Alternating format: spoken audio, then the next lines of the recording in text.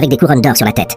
Les anciens, ainsi que les 4 créatures vivantes autour du trône, se prosternèrent devant Dieu, jetant leurs couronnes devant lui et déclarant « Tu es digne, ô Seigneur, de recevoir la gloire, l'honneur et la puissance, car tu as créé toutes choses, et par ta volonté, elles existent et ont été créées. » Révélation 4:1. Il n'y a aucun endroit dans le livre de l'Apocalypse où l'identité des 24 anciens est détaillée. D'autre part, il est fort probable qu'ils soient des représentants de l'Église. Certains croient qu'il s'agit d'êtres angéliques, mais c'est très peu probable. Il est clair qu'ils règnent aux côtés du Christ. Par le fait qu'ils sont assis sur des trônes, il est proclamé encore et encore que l'Église règne et règne avec le Christ. Le mot grec traduit par « ancien » dans ce contexte n'est jamais utilisé pour désigner les anges. Il est utilisé exclusivement pour désigner les hommes qui ont atteint un certain âge et sont capables de gouverner l'Église. Parce que les anges ne vieillissent pas, le terme « ancien » ne peut pas leur être attribué. Bien que l'on puisse voir des anges vêtus de blanc, la couleur blanche est le plus souvent associée aux croyants, car elle représente la justice du Christ qui nous est attribuée dans le salut. Les anciens portent des couronnes d'or, ce qui indique qu'ils ne sont pas des anges.